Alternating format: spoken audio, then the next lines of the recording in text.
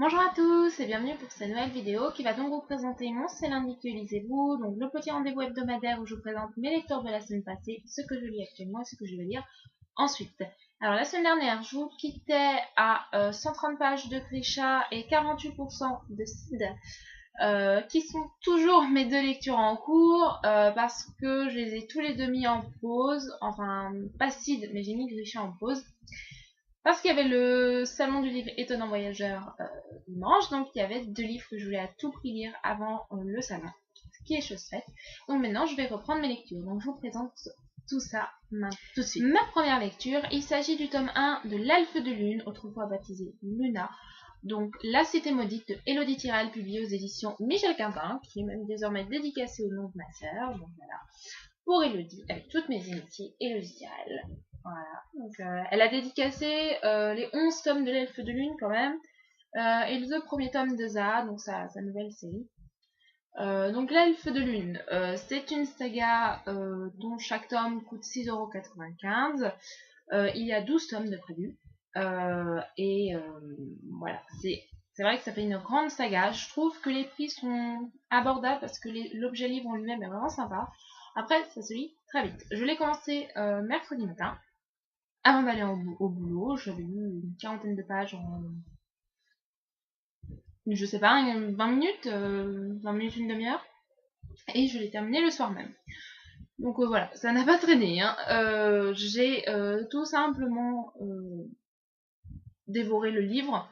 Il n'y a pas, voilà, c'est pas un coup de cœur, mais j'ai beaucoup aimé. Donc on suit Luna, qui est une elfe de lune, c'est-à-dire une elfe avec la peau blanche et les cheveux blancs.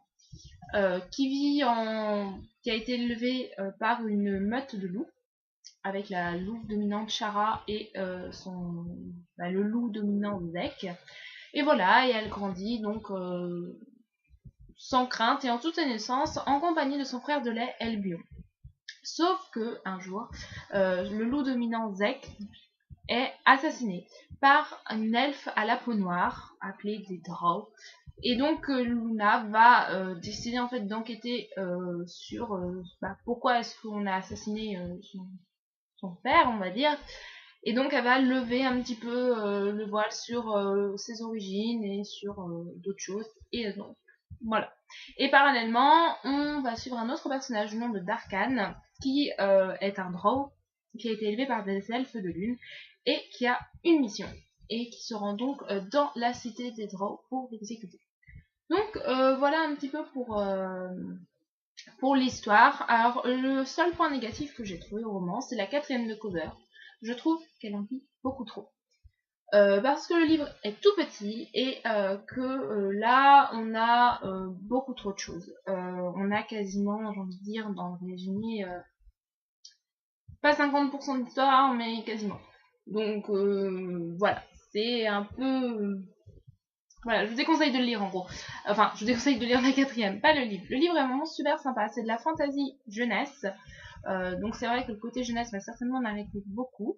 Mais certes, c'est parfois un petit peu prévisible et très simple. Mais je trouve que la mythologie développée par l'auteur, qui reste quand même très superficielle dans ce premier tome, est vraiment intéressante. Et j'ai envie un petit peu d'avoir plus d'approfondissement au fur et à mesure des tomes.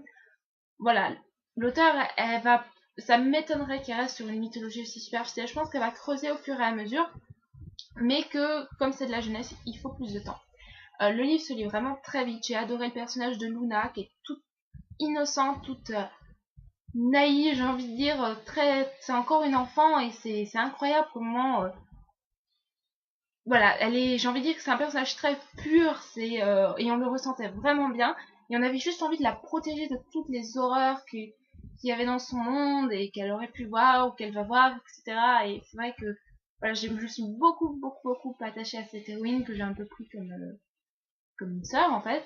Et Darkan, parallèlement, lui qui est plutôt le sombre guerrier, qui a peur que donc en allant dans la cité Drow, étant donné que c'est un Drow lui-même, il a peur de devenir aussi cruel que ses congénères. Et c'est vrai qu'il m'a beaucoup plu aussi, ses doutes, et puis parce que voilà, lui aussi il est pur, mais d'une autre manière, et ça m'a vraiment beaucoup plu. globalement, le livre m'a énormément plu, même si c'est simple, ça se lit vraiment très rapidement. On est vraiment pris dans l'histoire, je me suis ennuyée à aucun moment et je compte bien lire la suite. Donc voilà, une très très bonne découverte que je vous recommande, ils sont pas chers.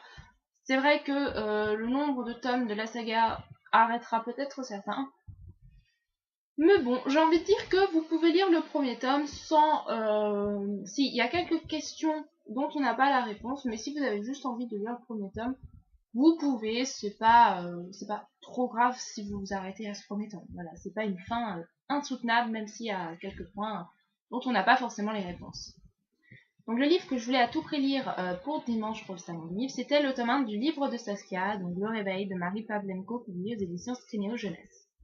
Je voulais à tout prix le lire parce que j'ai entendu énormément de bien. Quand j'ai dit que j'allais le lire, j'ai eu pas mal de commentaires me disant que voilà, ça allait être une super chouette lecture. Et parce que l'auteur est juste adorable et que je voulais le lire pour en discuter avec elle. Alors au final, si on a un petit peu discuté quand même. On a notamment parlé en fait des designs des livres, parce qu'elle m'a confié être très déçue par la couverture du tome 2. Enfin, elle m'a clairement dit qu'elle l'aimait pas d'ailleurs. Voilà. Bref, qu'est-ce que j'ai pensé enfin, de quoi ça parle. Donc, on suit une héroïne super chouette qui s'appelle Saskia, qui vient tout juste d'avoir 18 ans et qui va intégrer un nouveau lycée pour l'année du bac voilà, dans quelques jours. Et c'est alors, en fait, j'ai envie de dire, qu'un jeune homme du nom de Todd et qu'une jeune fille du nom de Nora se décident à la suivre sans vraiment de raison. La seule chose qu'ils lui ont dit, c'est qu'il la protège. De quoi on en sait. Voilà. Donc c'est un petit peu ça le speech. Je vais pas vous en dire trop parce que j'ai eu l'impression de, sans savoir, j'ai pas été spoilée pour ce livre, mais j'ai eu l'impression que si je n'en avais rien su avant de le lire, j'aurais beaucoup plus apprécié. Pourquoi? Parce que les révélations, donc grandes révélations en fait, le pourquoi la suivent, qu'est-ce qu'ils veulent, etc., arrivent, j'ai envie de dire, passer un petit peu les 50%, et je savais qu'un petit peu, enfin voilà, qu'est-ce qui cachait là. Il y a pas mal de détails qui le disent, pas forcément dans la quatrième, mais sur le design par exemple, ou voilà des comment ça s'appelle, des chroniques que j'ai pu voir, des vidéos aussi. Et du coup, je me suis dit que j'avais peut-être pas autant apprécié parce que dans les premiers 50%, voire un petit peu plus de 50%, voire 60% en fait, j'étais plus dans une optique, allez, allez, faut lui dire, voilà. J'étais plus dans, allez, quand est-ce qu'ils vont lui dire, comment elle va réagir, etc.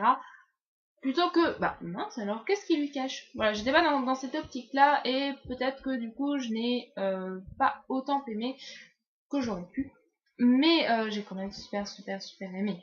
Ça, y a pas à dire, j'ai dévoré, j'ai terminé samedi matin à 1h30, tellement j'étais prise dedans. J'étais vraiment accrochée. J'ai été étonnée, et ça j'en ai parlé à l'auteur, ça l'a fait, elle était entièrement d'accord avec moi, parce que je suis visiblement pas la première à le lui dire. J'ai été étonnée de la densité du roman. Je pensais que ça allait être un roman qui se lit tout seul. Enfin, tout seul je veux dire, très vite. Mais en fait, voilà, l'écriture est pas grande. Il y a, je vous ai pas pris la page la plus représentative, mais il y a pas mal de paragraphes, comme vous pouvez le voir.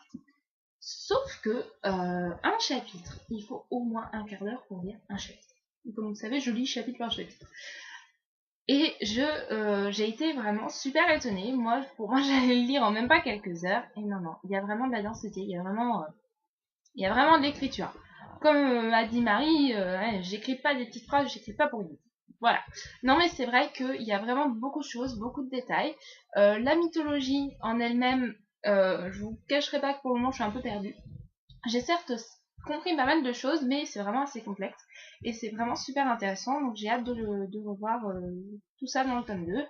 Le tome 3 sort en octobre. Elle est toujours en train d'écrire, on n'a pas encore terminé. Mais là, j'ai vraiment super hâte de comment ça s'appelle, de prendre le 2. Après, il y a pas mal de personnes qui m'ont dit, oh là là, quand on a fini le 1, on n'a qu'une envie, de se ruer sur le 2. J'ai pas pour habitude d'enchaîner les tomes des sagas. C'est très rare.